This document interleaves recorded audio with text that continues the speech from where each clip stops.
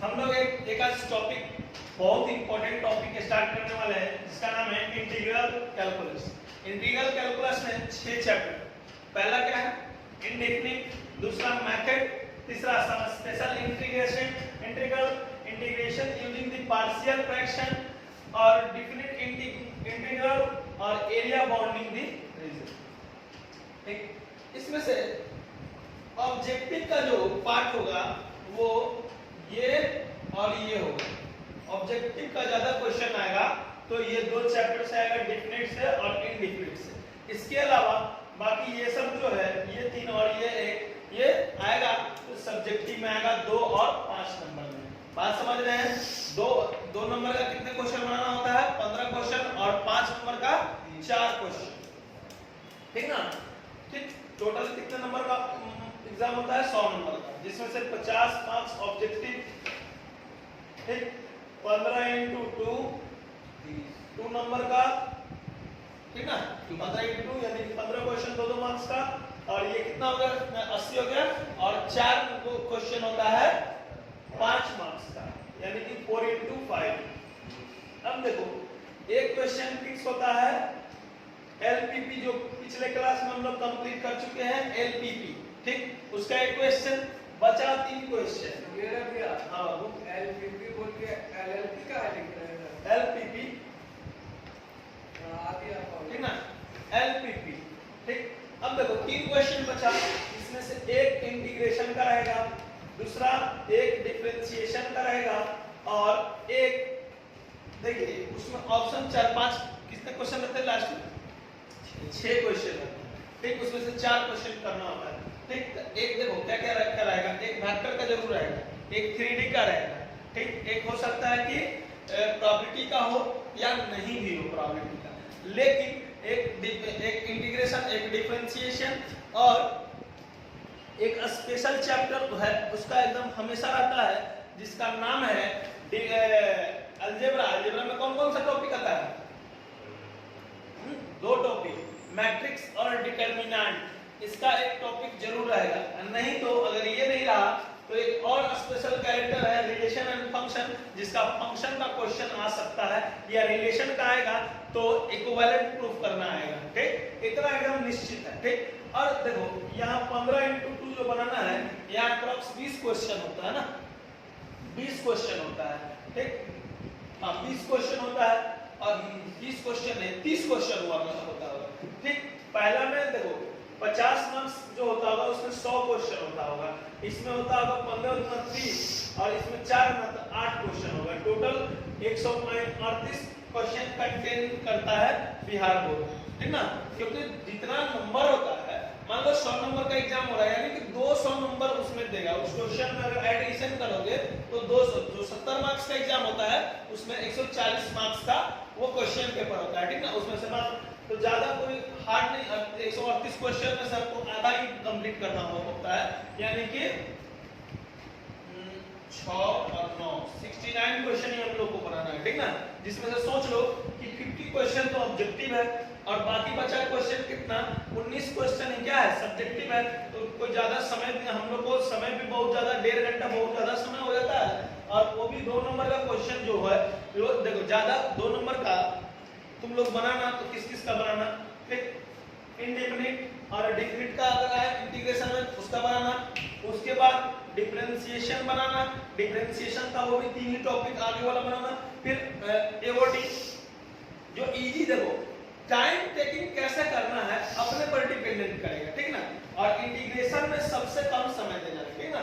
क्योंकि देखो हो सकता है कि पेचीदा टाइप का कोई, जैसे कि integration using the partial fraction. ठीक, ये लेंथी टॉपिक है, ये जो टॉपिक है वो लेंथी टॉपिक है। ठीक, इसमें 5 नंबर वाला आएगा तो बना ही देना। 5 नंबर आएगा तो बहुत इजी है, ये बहुत इजी है, बहुत ज्यादा, सब लोग पूरे बुक में सबसे इजी यही है। ठीक ना?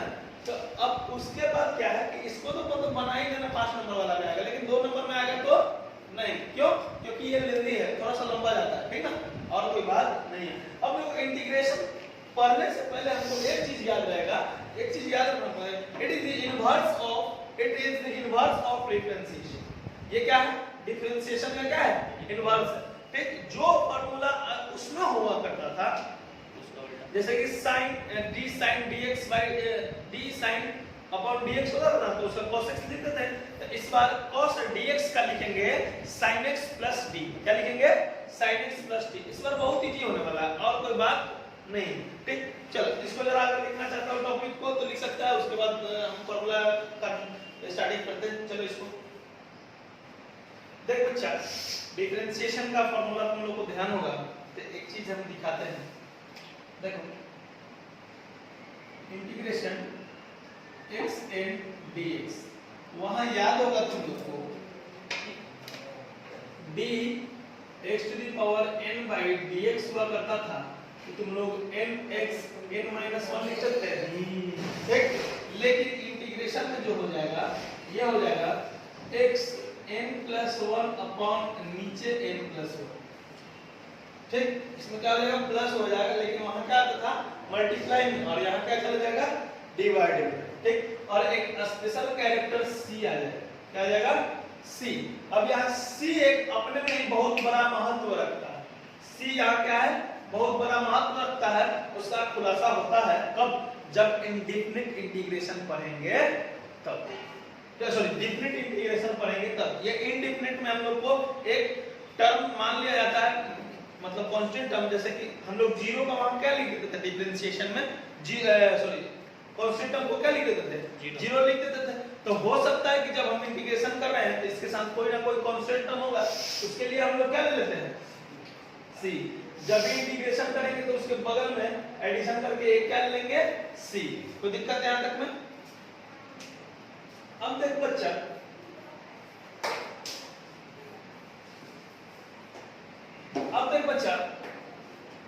अब और आगे फार्मूला देखते हैं। अब इसको डिफरेंशिएशन वाले में बताते हैं। देखो सब, दूसरा फार्मूला sin x dx अगर होगा तो ये minus cos x plus c, cos x dx तो sin x plus c,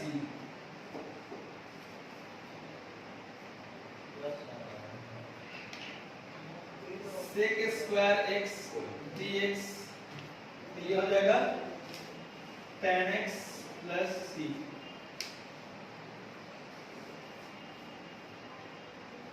cosec square x dx minus cot x plus c।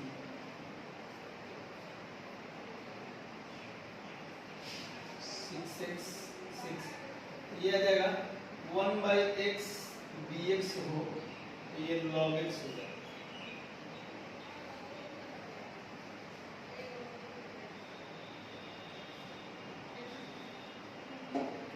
और ये हो गया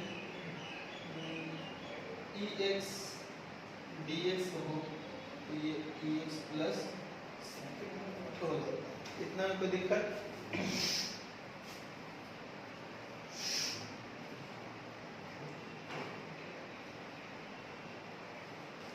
नीचे भी आ जाएगा। अच्छा ठीक,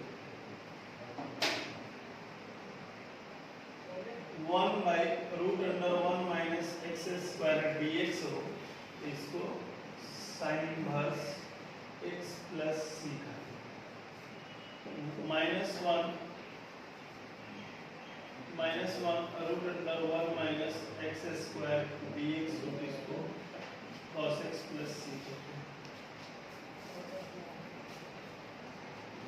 cos inverse x plus c कहते हैं। 1 प्लस एक्स स्क्वायर dx हो, इसको हम लोग tan inverse x plus c कहते हैं। अभी नंबर डाल सकते हैं।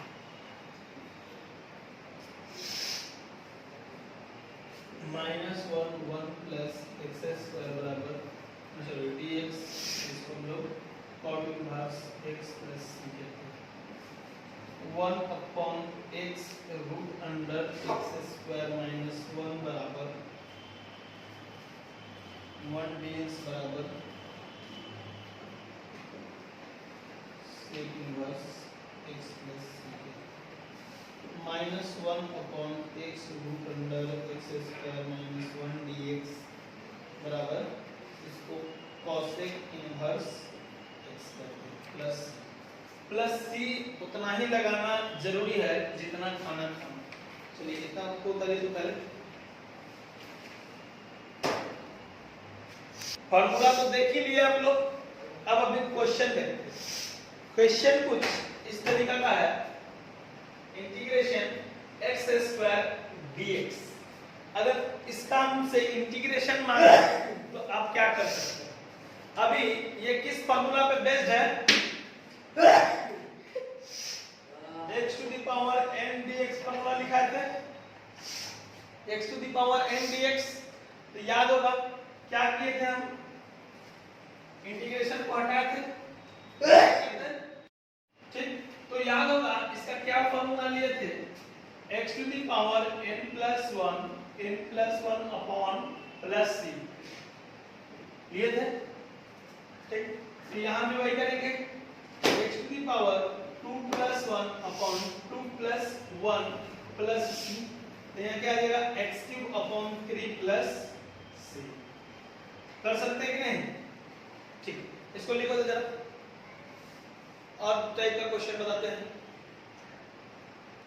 चलिए ये x to the power -1 dx है, तो इसको 1/x dx लिखेंगे और एक फॉर्मूला ही लिखाए हैं कि 1/x into dx क्या होता है? log x plus c। एक अच्छा खा जाता है तुम लोगों में, ठीक ना?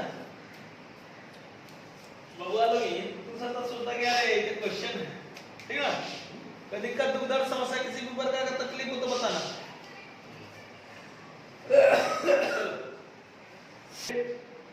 ठीक, क्वेश्चन है 1/4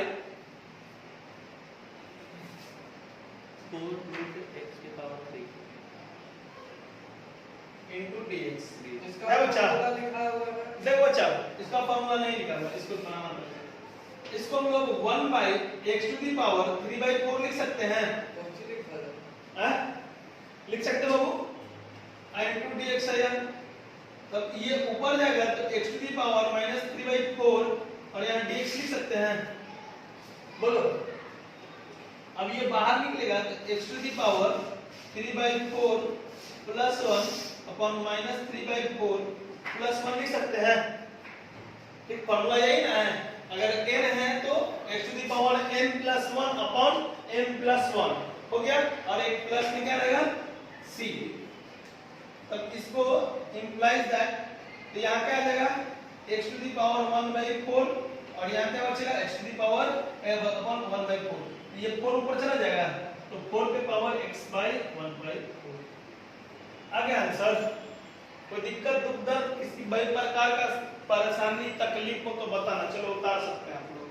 2-3 फॉर्मूला है जो नहीं हम तुम लोग को बताए थे। एक है differentiation k dx, k dx या k या c ले लो या c ले लो, तो c dx कभी रहे इसको हम लोग cx लिखेंगे। क्या लिखेंगे? cx, यानी कि क्या है? कोई कांस्टेंट है, कांस्टेंट टर्म है। अगर यहाँ कुछ नहीं हो, सिर्फ 1 dx हो, क्या हो? 1 dx, इसको हम लोग x plus c भी लिख सकते हैं। बात समझ रहे हो? कोई दिक्कत नहीं ना? अब जरा ध्यान से देखना। और एक है यहाँ बाकी तो लिख दिए, एक और हाँ a to the power x, यहाँ x ऐसा रहा तब क्या हो जाएगा, ठीक। वहां याद करो अगर a to the power ax dx रहता था तो क्या लिखते थे? ax log x लिखते था ना। तो यहाँ देखो क्या आ जाएगा? यहाँ आ जाएगा ax अपॉन log x। क्या आ जाएगा? ax upon log x। Integration जब इसका करेंगे तो क्या आ जाएगा? ax upon log x plus c। याद रहेगा ना? नहीं उधर दिख रहा है, इसको इरेज करते हैं। ये दिख रहा है ना x प्लस c। तो यहाँ देखो अगर इंटीग्रेशन कब आ गया ax dx, इसको हम लोग ax a to the power x upon log x लिख सकते हैं। कोई दिक्कत? चलो प्लस c लिखना तो कभी नहीं बोलेंगे इंडेफिनिट में, जब तक डिफिनिट ना पढ़े। नीचे हाँ ये भी नहीं दिख रहा है, नहीं ये वाला प्लस प्लस प्लस उसमें सी, क्या उसमें प्लस सी जाएगा कि नहीं? ये डिफरेंशिएशन वाला बताया। अच्छा चलो ये वो फॉर्मूला है कि ये दो को जरूरत है, लिख लो ये दोनों फॉर्मूला में जोड़ लेना ऐसे, क्योंकि बीच बीच में फॉर्मूला जोड़ कर सारा मतलब पता रहना।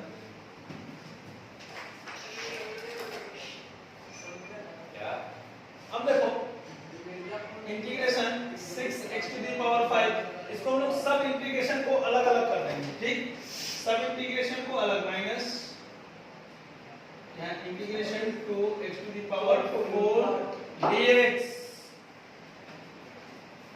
Minus integration 7x dx plus integration 3/x dx minus integration 5, इस दोनों फॉर्मूला को मिटा देते हैं, 5 dx plus 4 dx plus integration 7 the power x dx, ठीक।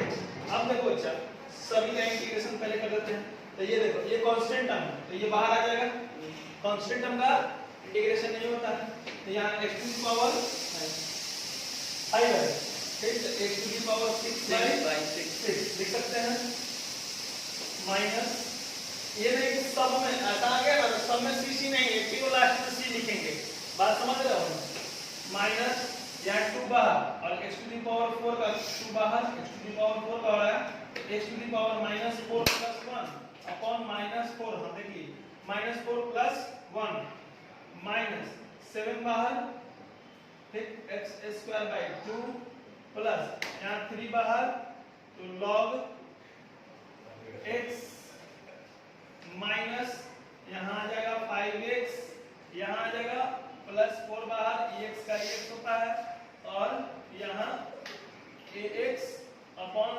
log x प्लस यहाँ c, कोई दिक्कत?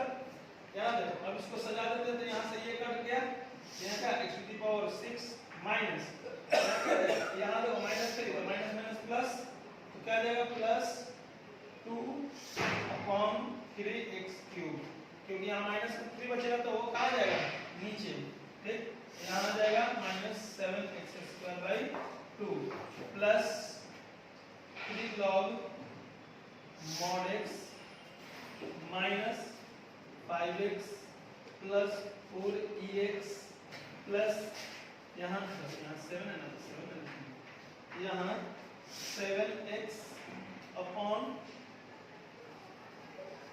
log x प्लस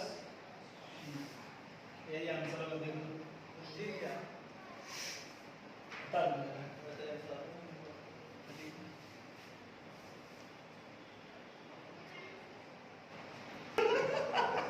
बढ़िया।